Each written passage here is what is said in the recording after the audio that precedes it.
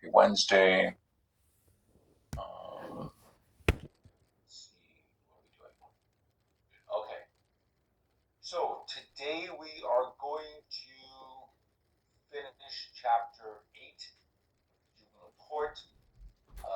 Keep in mind your discussion question 3 is open this week. It's going to close on Friday um, by 11:59. Next week is spring break. We come back on the 23rd for school shooters, chapter 13.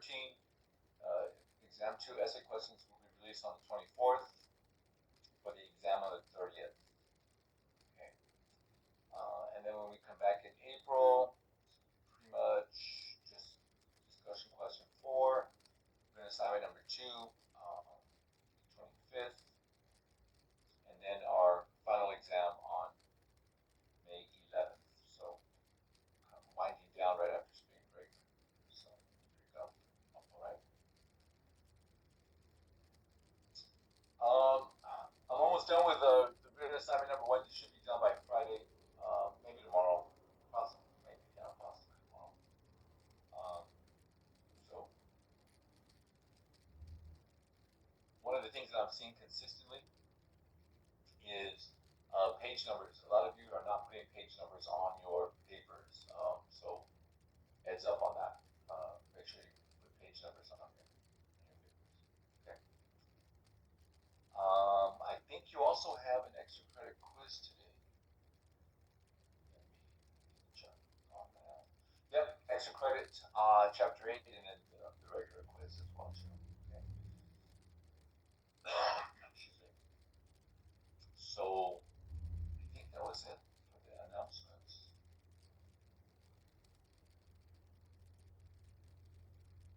Yeah. Okay. Um, Again, within the juvenile court system, that's the umbrella term there. The juvenile court deals with dependency cases and delinquency cases. I think I mentioned that on Monday. Um, and then also within the delinquency cases, you have the status offenders. Technically, they're not, those aren't crimes, but it's still under the delinquency part of it versus the dependency part of it.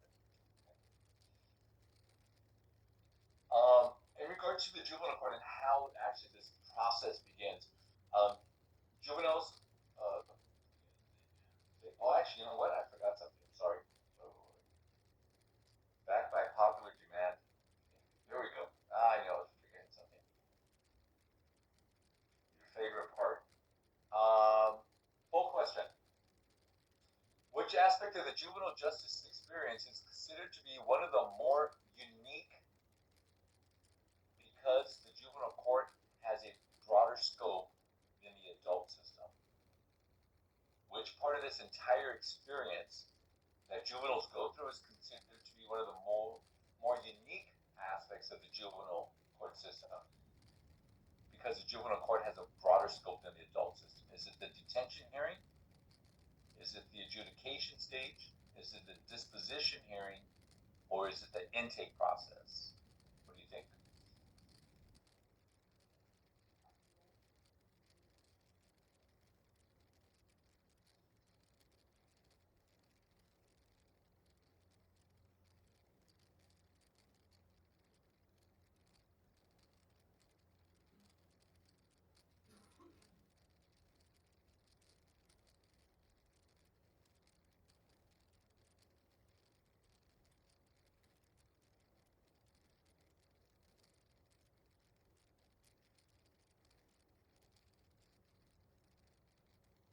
Anyone else?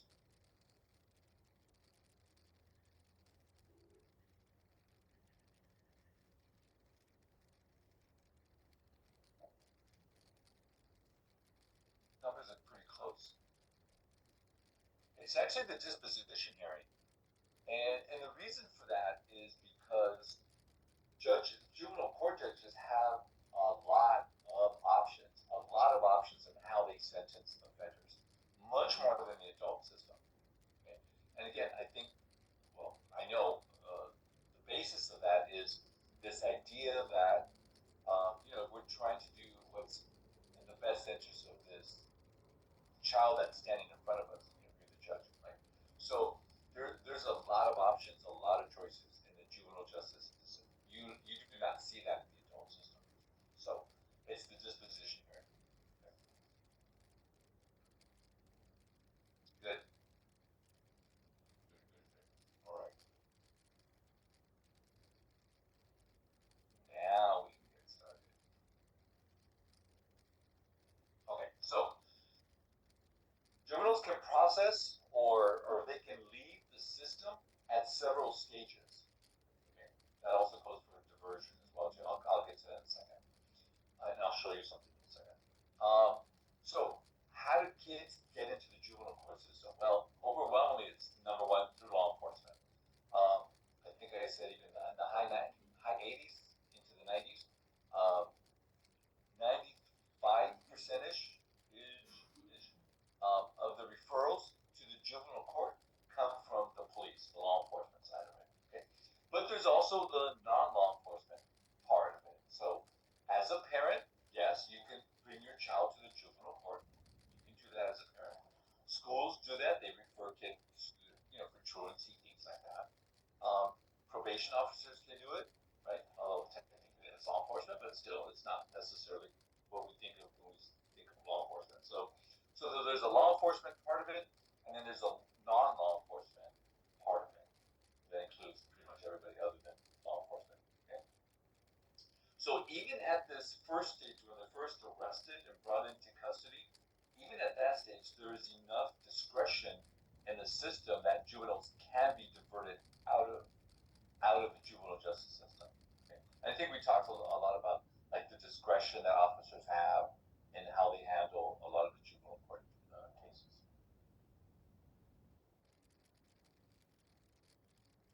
Oh my goodness, this is nuts. But anyway, this kind of shows you, again, law enforcement versus non-law enforcement sources. Um, Law enforcement, I'm going to use the bottom part of it here. Law enforcement, there's diversion that can happen at the police station, right? Sometimes they'll just give them a ticket so they don't actually process them in juvenile hall. That's diversion. Right? Um, Within the prosecution part of it, the DA's part, they can offer diversion. Oftentimes they do actually. Right? When they come into us at intake in juvenile hall, we can sometimes release them without any formal charges. We have that discretion as well too, right? It doesn't happen very often. It also depends on the judge. Some judges want kids in their court. Other judges allow us to do it. It just really depends. Right? Even after the formal processing, there's an aspect of diversion as well too. So at any stage, um, there's a possibility of diversion within the juvenile justice system. Some of the key people in the juvenile justice system, probation officers, obviously, we're key here. Intake officer, again, still a probation officer, but that's their specific role within the probation department. Um, you have a guardian ad litem. Guardian ad litems are generally more towards children who are in the dependency stage, not necessarily in the delinquency stage. Okay, but they're there and they're sort of like the advocate for the child. They're the voice of that child. So imagine, a 4 or 5 or 6 year old kid who's removed from their parents and they're in family court. There's, maybe foster system is in place. Maybe they're going to be adopted. These kids are scared. They don't know what's going on. The guardian ad litem, that's the advocate for the child. They speak on behalf of the child. So um, they do really good work. Obviously, the judge, the defense attorney, the prosecuting attorney. One of the things that you don't see in this table is the jury because we know why, right? There's no jury in the juvenile court system, so that's why you don't see juries, jury members. Okay. So, in regards to the juvenile court concept, um, when we talk about the juvenile court, the start of the juvenile court concept, at least, as originally formulated, was built upon this idea of parents' patriarchy.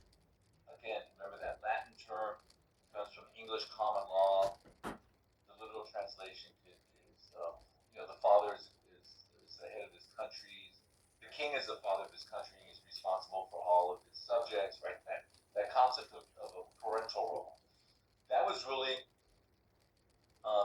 the original court concept of parents patriarch. Okay? That is when the state acts as a substitute parent in keeping with the best interests of the child. And I think I mentioned this on Monday. If I didn't, I'll do it right now. Whenever a child is removed from the custody of his or her parent or legal guardian, the court must impose the legal principle of parents patriarch, meaning that we are now responsible for this child. We have to do everything that a parent does for this child. Okay. Another idea underlying the juvenile court concept, which came a little bit later though, was this idea that kids are malleable, meaning that their personalities aren't yet fully formed. So there's a great opportunity, or there's a better opportunity for rehabilitation, for change that you don't see with adults. Adults, the idea, I mean, historically, the idea was, at 17, 18, your personality was formed, your brain was formed. If you were a jerk at 18 and 19, you're going to be a jerk for the rest of your life. I mean, that idea, right? We don't believe that anymore. Science has really advanced in that area of study with the brain development. We know that adolescence is stretched now into 24-ish, 25 sometimes, right? So this idea that, because kids haven't really fully formed their personality, their brains are still developing, there's an opportunity for them to change their behavior. So that was another idea. Okay. Beginning in the 1960s, there were some very, very, very important U.S. Supreme Court decisions. I'm going to name a lot of them at the end of the presentation. And the early ones, the ones in the 60s, really afforded juveniles a significant number of due process rights, starting, I think, I want to say 1966 with Penn versus U.S. Okay. So as a consequence, the typical juvenile court hearing today, with the exception of the jury part of it, it looks very similar to an adult criminal trial. If you go back to the 1950s, that wasn't the case. If you go back to the early 60s, that wasn't the case. It is now. Kids, when they go into juvenile court, have the same rights as adults. So the process looks like an adult process. There are some, differences, of course, but because of these Supreme Court decisions throughout the years, it looks pretty much the same. Again, except for the jury part of it. Talk about jurisdiction. Do we transfer to the adult criminal court, or do we remain in juvenile court? That's really the question. Okay. Excuse me.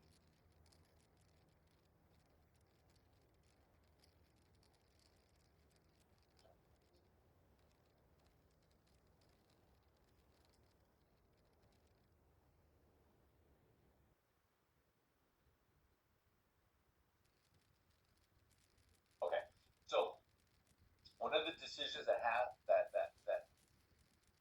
may be made very early in the juvenile justice process for kids is if they stay in the juvenile system or are they going to be transferred to the adult system. Okay. Now, this is only done in cases where the crime is especially egregious, dangerous. Murder, for example, would be one. Some sex crimes would fall under this category as well too. Okay. But But this is done very early in the process. They have to make a decision, and it's usually the district attorney, obviously, that makes that decision. Whether they're going to try this kid as an adult and transfer him over to the adult case or keep him in juvenile court. This process is usually called a certification. Some jurisdictions refer to it as a remand, so they're being remanded over to the adult. You hear the term transfer, you hear the term waiver. All of these terms mean the same thing. We're moving this case to the adult court. Okay? So again, different jurisdictions have different terminology. Some of them have different procedures for how this decision is made. But in general, it can happen in a couple of ways. Okay, it can happen in a couple of ways. One, you have the automatic waiver. Keep it on this slide for a second. So one, you have the automatic waiver, and the second way is you have a prosecutorial waiver. Prosecutorial waiver. Okay. And then there's a judicial waiver, which is actually much more common today in California. I'll get to that in a second. So the automatic waiver means that based on the law, based on a statutory requirement, meaning that, let's say that we don't have this, but let's say that California has a law that says anyone over the age of 16 who commits first-degree murder, who's charged with first-degree murder, is tried as an adult, period. There's no discussion, there's no debate, there's no trial. If you're 16 and you're being arrested for first-degree murder, you automatically are tried as an adult. That's an automatic waiver. I think the book makes reference to a statutory waiver, a statutory exclusion. It's the same thing. If it's based on a law, it's automatic. You're going, no discussion. Okay. Many states have a list of charges that will automatically send a kid to the adult system. First-degree murder is one of them for sure. Okay. Some could have rape, arson, things like that. Okay. Number two is what we call the prosecutorial waiver. This is totally up to the district attorney, the prosecuting attorney. I think the book makes reference to direct file. This is a direct file because it's the DA that's filing this case. Okay? Meaning that the judge doesn't have a choice, the defense attorney doesn't have a choice. It's the district attorney that makes this decision. That's it. You do that. And then you have the judicial waiver. That's when the judge gets to decide. So in California, that's what we have, the judicial waiver. Okay. The most common type, this could be a test question, the most common type of waiver to the adult court is the judicial waiver. Okay. Because it gives discretion to the judge of whether to keep this kid in the juvenile system or transfer them to the adult system. Okay, so number one, you have automatic waiver or statutory waiver. Number two, you have prosecutorial waiver or direct file. Either term works. And then number three, you have judicial waiver.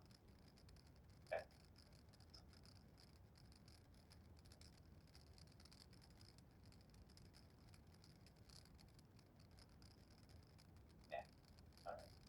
So, when I was working in the gang unit, we used to do this all the time. One of my caseloads, gang member, for one of the Maravilla gangs, I don't remember which one, but anyway, was arrested for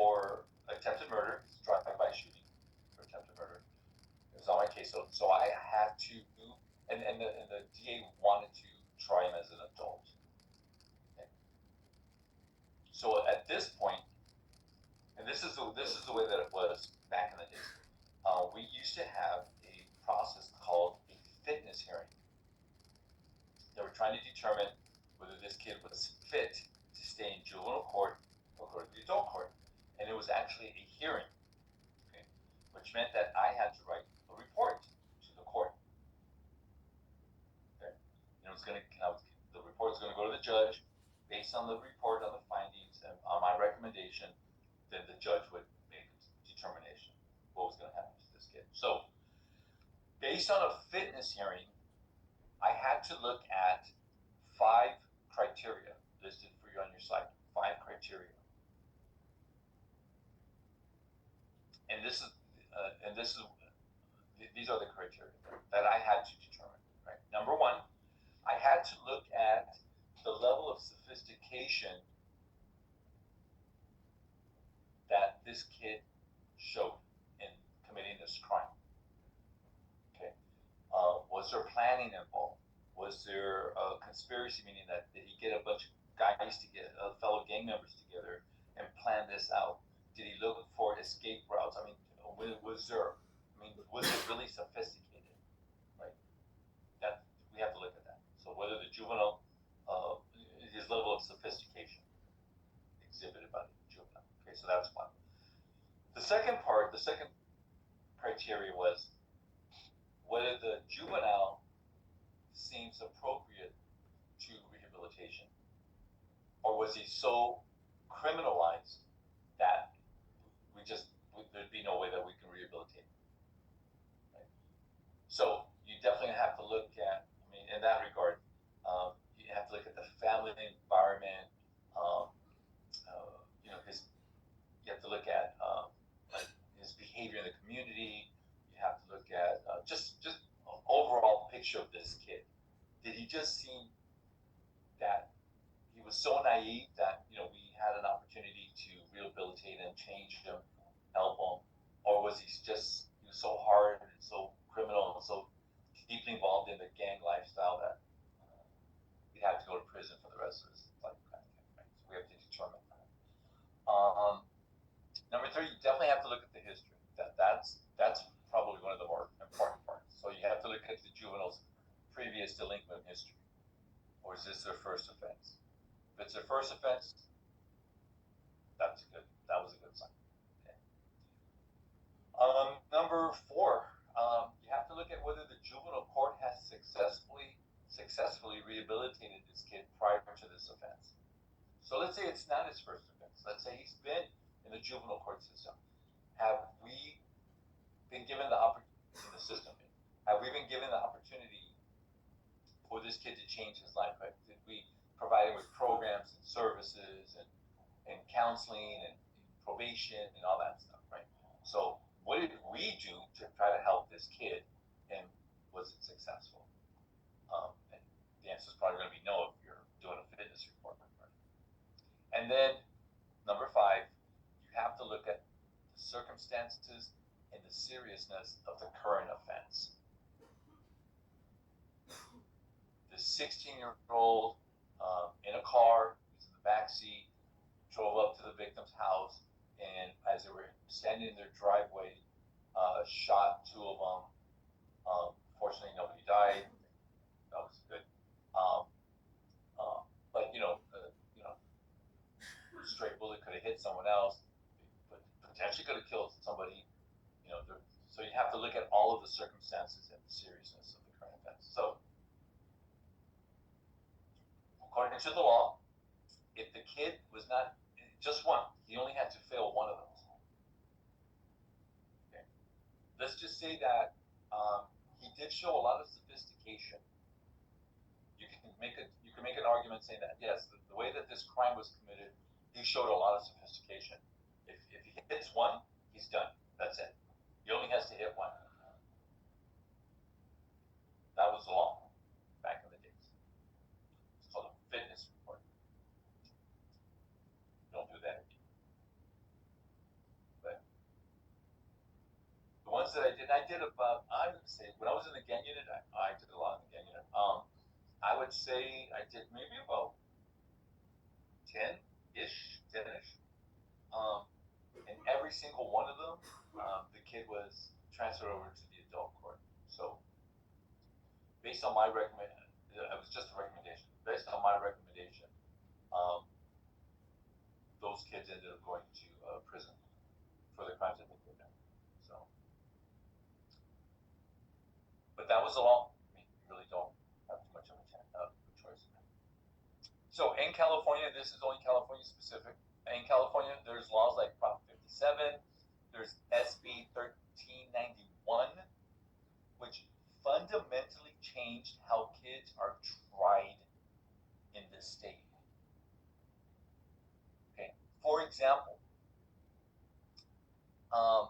juveniles now they're required. It's required that they have to have a hearing before an adult prosecution. Okay? They have to come before a juvenile court judge before there's a decision to transfer them to the adult. They have to see a judge. A judge has to have their hands on this case. The DA can't do it anymore. Okay. Number two, we can no longer try anyone under the age of 16 as an adult. That was SB 1391. I think it was 1391, yeah. And then it was Governor Brown who signed this into law right before he left. It used to be 14. He raised it to 16. So, no transfers under the age 16 to adult courts. Okay? And we now have a process in place for juveniles who were tried as an adult prior to 2018 to come back to have a resentencing. It's called retroactive resentencing. Okay? There's actually a process. So we were doing this right before when I retired. We were actually doing these cases. You have a 40-year-old sitting in prison who at 16 committed a murder, was tried as an adult, and sentenced to prison many, many years. So he's in prison right now as an adult. He petitions the court to re-sentence as a juvenile, and many of these cases were actually granted, and they were actually released from prison because they served their time. It's a retroactive resentencing. It's happening right now in the state of California, folks. Okay. So that's number 3 is for those that were previously tried as an adult. Okay. So these measures really require the courts to consider, again, adolescent brain development, which we talked about, and trying to understand, the whole full development of kids and their sense of, impulsiveness and things like that. So there's a lot of science behind thinking. Okay. So some of the key aspects of the laws here, Prop 57, again, eliminates direct filing. That's wonderful. SB 1391 prohibits minors under the age of 18 from being tried as an adult. There's definitely a resentencing focus because understanding the hallmark features of adolescence, right? Their brains aren't fully developed yet. They're very impulsive. They don't always think before they act. They don't always understand the consequences of their actions, all that other stuff. Okay. And then the retroactivity, which I talked about, they qualify for a new hearing. So again, these adults who are sitting in prison, if they were sentenced as adults, can now come back to court to be tried in the juvenile system, be sentenced in the juvenile system, and most of them are being released from prison because of time served. And this just shows you the states that have automatic filing of kids into the adult. Those are the dark green. I guess I don't know if it's green, whatever color that is. Okay. Diversion. Again, just as a transfer to the adult system can happen at more than one stage, diversion, same thing. Diversion can happen at more than one stage within the juvenile justice system. Okay? And I think it's it's accurate to think about both transfer to the adult court and diversion as opportunities that lead a kid out of the juvenile court process altogether. Okay. Now, again, these opportunities, these diversions, these transfers can happen early on in the process that a juvenile has not even made it to intake yet. It can happen at the police station. It can happen before they get to juvenile, all that stuff. Okay. It can happen once they're in court. It can happen after adjudication. It can happen anytime. Okay. So again, while transfer to the adult court is designed to paint this juvenile as an adult, and they get treated as an adult too, by the way. Diversion is designed to keep the juvenile from being stigmatized by the juvenile justice system. Okay. Again, we get into this discussion about labeling, we get into this discussion about self-fulfilling prophecy. That's what we're trying to avoid. Okay. Diversion is designed to keep the juveniles from being stigmatized by being labeled a delinquent or troublemaker. Okay. The philosophy behind diversion is that a formal experience in the juvenile justice system may not be in the best interest of most juveniles. Okay. We're within this mindset of, what's in the best interest of the kid. For many of them, it's not going to juvenile court. It's not going into juvenile hall. It's not any of that stuff. Okay. Diversion. Okay. Diversion, for sure. We like diversion. Diversion's good. God damn it.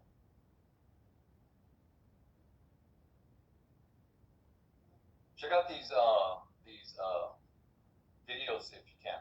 For some reason, it's not allowed to. Of course, it did earlier, but anyway. All right, but anyway, take a look at them if you want to see.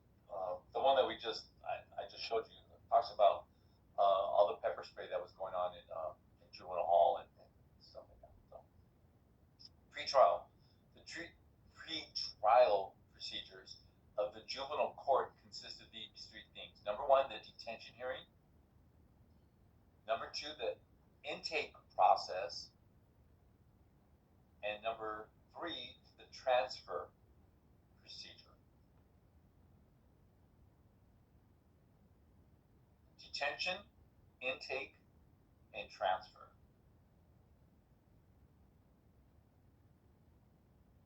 Now, let me just briefly tell you about number one, the detention hearing.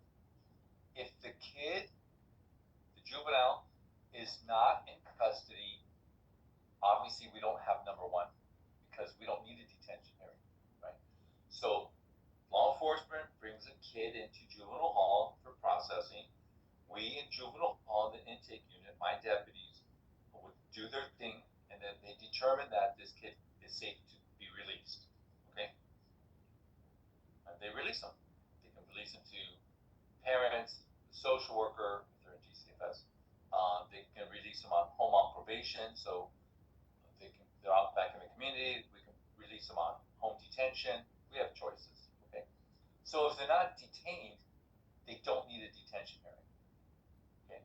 So number one is only for kids who come into intake, brought in by the police, and we detain them in juvenile hall. They have to have a detention hearing within 3 days. They have to see a judge.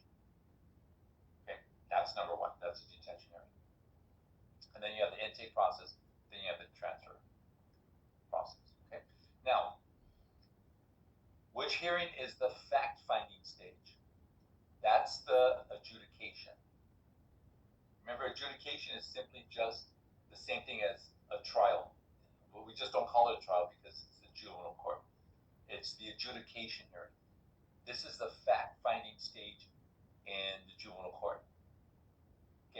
judge, you have the defense attorney, you have the prosecutor, um, there's a court reporter, there's a bailiff, there's, it could be an interpreter there for parents, things like that. Okay. All of these people are present during the adjudication hearing. If there's if the kids, obviously fighting their case, right, because it's an adjudication, witnesses are going to come in. You'll have the police officer come in because they wrote the report. You're going to cross-examine. I mean, it's a trial. It's exactly what a trial is, right? This kid, if they're found guilty, which is if they're adjudicated, we don't say guilty. If they're adjudicated, that means that there is proof beyond a reasonable doubt that they did whatever they're being accused of. Okay. So once a kid is found guilty, or delinquent, I'm sorry, once a kid is found delinquent, a judge is going to now determine the most fitting disposition. Okay. And this can range, again, I'm telling you folks, from home on probation, community service. They can order the kid to do 30 days in juvenile hall, so like a punishment kind of thing. They can send him to camp. They can send him to a group home. I mean, that's the range of punishments. Okay. So when a juvenile is arrested or they're referred to the juvenile court, I think most people assume that this means that the juveniles are physically arrested and taken into detention. That's not always the case. Matter of fact, that's hardly ever the case. This happens for some kids, obviously, the real serious ones. I can tell you really quick that the 100% sure way of being detained in juvenile hall is if there's a gun used. Guns are automatic detention. There's two or three of you together, clusters, of course, right? And one kid has a gun and they rob someone else, all three of them are going to be charged with robbery in most cases. So all three of them are going to be detained because there was a gun involved. Guns are automatic detentions, 100% of the time. Okay. So for some juveniles, they're going to be released to their parents. That happens, yeah, without ever actually being taken into arrest custody. So police will pick up a kid, they'll detain him, bring him into juvenile hall. To the police station, call their parents, release him to the parents. Kid gets a citation. Also, parents get one too, because it's a juvenile. Parents get a citation as well. You got to bring the kid to court, and that's it. And then that's it. They never even step foot in juvenile hall. The police do have to write an arrest report. That arrest report is going to go to the district attorney's office. The DA is going to make a determination whether they're going to file charges or not.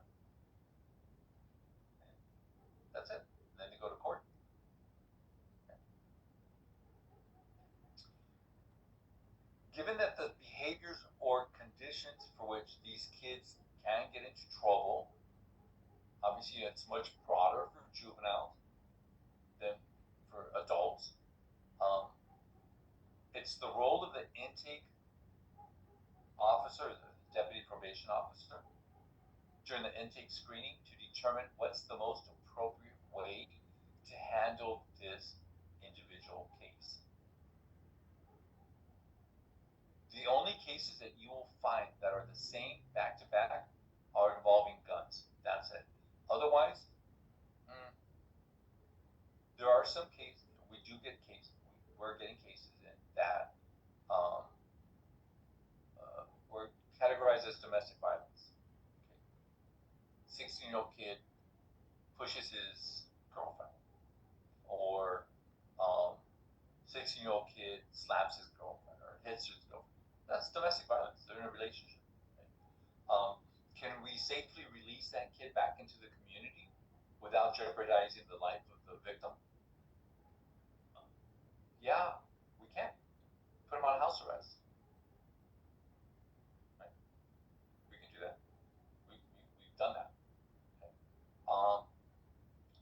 kids, they're 14 to 15, they get angry, they get upset, and then they make a threat. I'm going to come back or they'll do it on social media, on Instagram. They'll post a picture with them holding a gun and making some kind of, I'm going to shoot up the school on Monday kind of thing. Terrorist threats, right? Felony. Can we release that kid back into the community safely? That's a little bit more tricky, right? He has a picture of himself on Instagram with a gun. Probably he's not going to go home, right? But if it's just a verbal threat, the police have made a conscious effort, and they do this, by the way. The police will go to the house and do a search. Does this kid have any access to weapons? No. He can be released home. As long as the parents, provide adequate supervision. There's no reason to keep this kid detained. He can't go back to school until he sees a judge, but he doesn't need to be in juvenile hall for that, right? So every case is different, with some exceptions. Again, with the gun part of it, you're not gonna that kid's not gonna leave. Okay. So during the intake screening process, when the kid, the officer's talking to the kid and getting information, the intake officer is going to determine whether this juvenile's case should be dismissed from the system, or should be referred to the court, or we can refer the kid over to Department of Children and Family Services. We have those kind of choices. Okay. So to determine the handling of the case, the intake officer really takes into account a lot of criteria. But again, cases are not handled in the same way. Every case is different. Every case is different. Age is critical here. Age is really critical here. There was one time that I was working overtime, trying to make that money, working in intake. It was a Saturday. The CHP brought in this kid, older kid. I think he was 17. Nice kid, nice family. Talked to his mom. His father had passed away. He was younger. It was just him and his mom.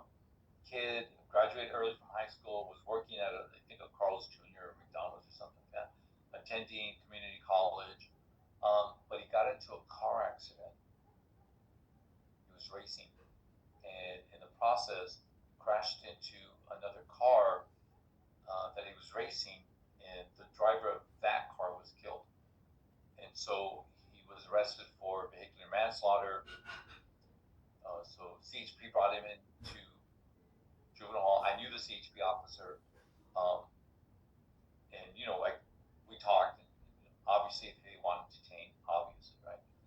I did my assessment. I talked to the kid, talked to his mom.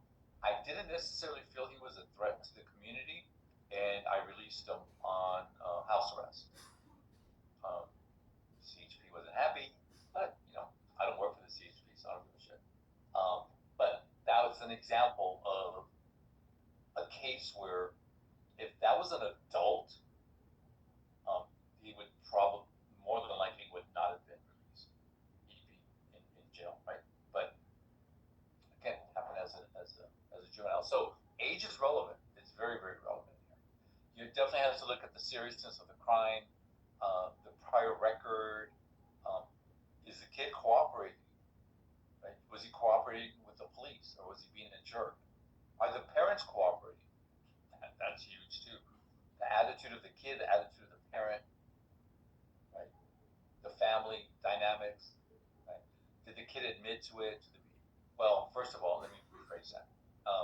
We don't, and we're not allowed to talk to the kid about the crime, because then if he admits to us, then potentially we can be subpoenaed into court, and we don't want that. So we talk to him about everything other than the crime. How you doing in school? Are you in a gang? Do you use drugs? Mental health? Right? Who do you live with? That kind of stuff. We don't ask about the crime. But we have information about the crime because we have the police reports. That helps us too. Okay.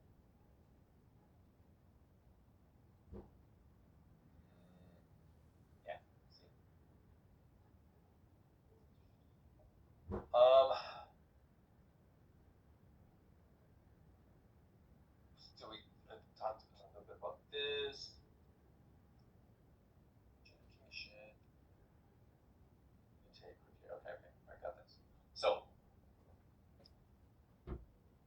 some instances, um, a juvenile can be kept in detention prior to their adjudication hearing. Okay. This is known as pre-adjudication detention.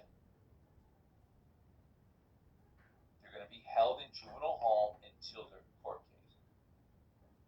Again, that's just depends on the crime, right? We know that. So the decision belongs to the intake officer. This is a responsibility of the intake officer. So if you're a deputy probation officer in Allegheny County Probation and you work in intake, you make that determination based on certain criteria. Okay? That's what kicks the detention hearing, folks. That's it. Once that kid remains in juvenile hall, then we have to have a detention hearing. Okay? So the detention hearing is scheduled, number one, when there's a formal process of deciding whether a juvenile should be held in detention.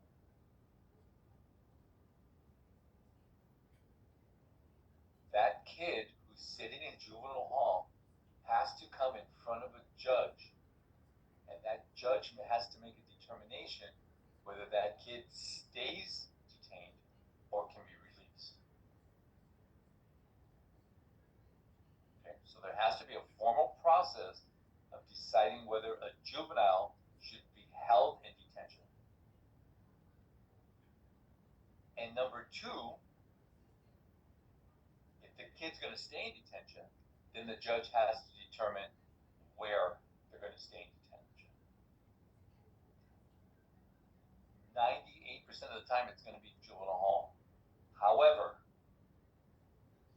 there are times that a judge will release a kid on house arrest, which is technically detention, in lieu of juvenile hall. That's happened. Okay. So the custody, where the custody should take place. They're going to stay in juvenile hall, or they're going to release them on house arrest. Okay. Vast majority of the time, they're going to stay in juvenile hall. Professor, can a parent like butt in and kind of be like, no, he needs to be in like a juvenile hall, like there? Can a parent come and say that they want their kid to remain in juvenile hall? Yes. Yes, absolutely. Yeah, the kid's out of control.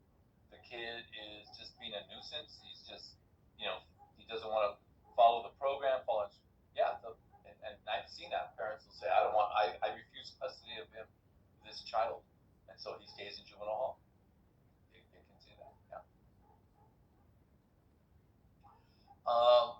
Preventive detention, to be honest with you, doesn't happen very often. It's extremely rare, but this is what it looks like.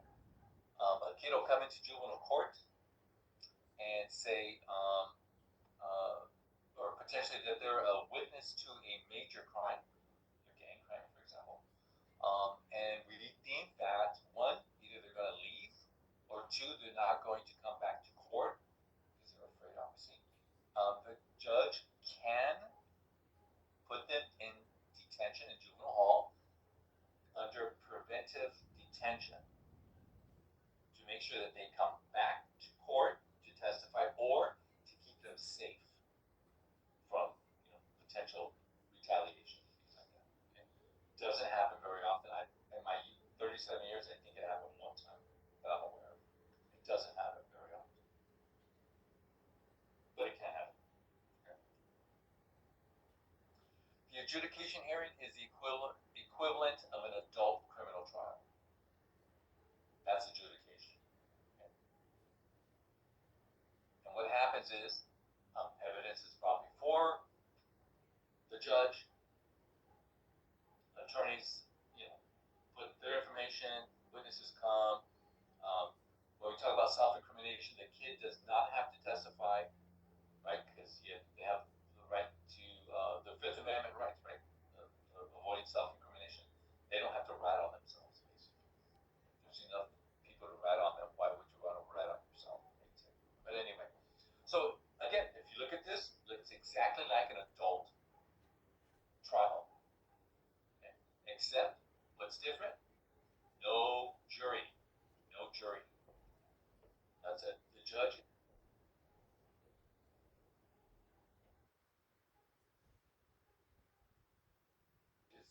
no jury. I mentioned that as well. Most juvenile courts here, at least here in California, have what's called a bifurcated hearing. Bi means two, right? It's bifurcated hearing. So that means that the adjudication hearing is held one day and the disposition hearing is held another day. We don't put it together. Okay? That's it. That's what it, in its simplicity, that's what it means. Adjudication hearing and the disposition hearing are separate. Okay? So, quickly, this is what it looks like. Kid gets arrested, gets brought into juvenile hall, is detained, goes to court. Now he's at trial. He's adjudicated, he's found guilty. Okay, the judge is going to say, okay, based on the evidence, I find you adjudicated. Okay, the judge is going to say, I'm going to schedule a disposition hearing in 60 days, and I'm ordering the probation department to provide a pre-sentence investigation report. That's a PSI. And so then it goes to the probation officer. We have to do a PSI report. We got to meet with the kid. We got to interview the kid. And we, based on that interview, the parents as well too, based on that interview, we make a recommendation to the judge. Judge, based on this kid's age and sophistication, he's going to school, he's not in a gang, he doesn't do drugs, his parents say he's well behaved. We recommend sending him home on probation. Kid goes to the disposition hearing. The judge has a report. 85% of the time, they're going to follow the report. Kid's going to go home on probation. Okay. Bifurcated hearing. Crossover youth. Crossover youth. Simply, this is a kid who started in the dependency court. For example, he was removed from his parents because there was abuse in the house. He was being neglected. Maybe he was being abused. And so we take custody of this kid. So he's in foster care. Maybe he grew up in a foster family, something like that, right? And then he commits a crime, and now he's a delinquency youth. That's a crossover. Okay? So you'll see the term crossover youth, duly involved youth, duly adjudicated youth. You'll see those terms. It means exactly the same thing. They're crossover youth. Okay? There is a link between juveniles who have been neglected or abused and their likelihood of engaging in delinquent behavior or ending up in the juvenile justice system as a delinquent. There's a very, very strong link. Okay, if you're interested, there's a link there on your slide. This is a topic that's of interest to you for your next writing assignment. We do see a lot of these kids. There's a lot of research on crossover youth. We know, and here's some predictions. Okay? We know that crossover youth predicts the likelihood of, number one, being truant. That's a big one, being truant. Number two, they do very poorly in school. Many of them have learning difficulties. Right? And we know that number two usually leads to number one. When kids are doing very poorly in school, they stop going to school. Truancy. Right? Number three, they're being detained prior to adjudication. Which, if you think about it, makes sense because if they're potentially like foster kids or something, right? They're in the foster care system. They could be runaways. They're running away maybe from abuse. I mean, something's going on, right? They're running away. So when they they get arrested and they come into juvenile hall, who are we going to release them to? Right? So they're more likely to be detained prior to adjudication. Number 4, they're being perceived as high risk. They're seen as high risk just because of their history. I'm not saying that they're necessarily high risk, but we see them as high risk. And then number 5, and this is true too, this is sad, but true, they do tend to get more harsher penalties and punishments than non-crossover youth. It's unfortunate.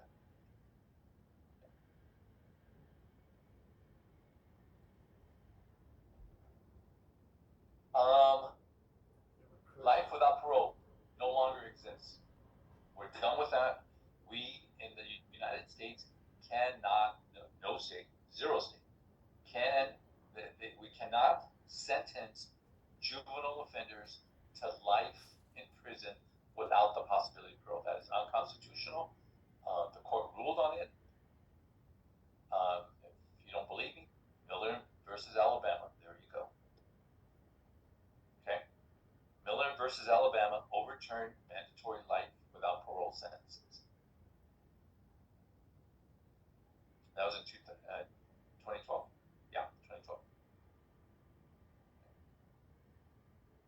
Montgomery versus Louisiana in 2016.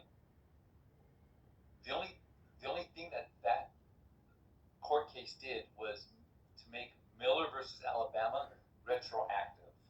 So when the court ruled in 2012, Miller versus Alabama, that just meant from that point moving forward. But what about the kids that were sentenced in 2010? Miller versus Alabama didn't cover them because it wasn't retroactive. So a few years later, Montgomery versus Louisiana, the Supreme Court said, yes, now it's retroactive. Any child, juvenile, who's in prison, who was sentenced to life without parole, has to be resentenced. Okay. If you're interested in reading about a case that's connected to the whole life without parole for juveniles, Athenia versus Melville, 2019. Very interesting case. I wish I had time to go over it, but I don't. So we can no longer, here in the United States, sentence juveniles to death. Okay. Now, I want to be very clear that we didn't execute juveniles, but we executed adults who committed crimes when they were a juvenile. Okay. So yeah, we weren't going out and executing 16-year-olds and putting them in the electric chair. We didn't do that. But they committed the crime when they were 16, and we executed them when they were 30. We were doing that. Can't do that anymore. Roper versus Simmons changed all that. Okay. Any juvenile who commits their crime when they're under the age of 18 cannot be sentenced to death. Cannot. Okay. And Georgia, North Carolina, and Ohio, sadly, had the highest number of juvenile executions in the United States, leading up to the Roper versus Simmons.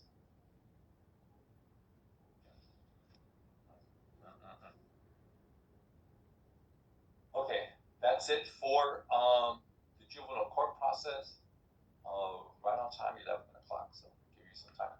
Don't forget the quiz, and then there's an extra credit quiz today as well, too. Okay? Have a great spring break, everybody. Be safe. If you're going to Mexico, don't take any drugs with you, please, because you can get into a lot of trouble. And I'll see you in a couple of weeks. Take care. Goodbye, Professor.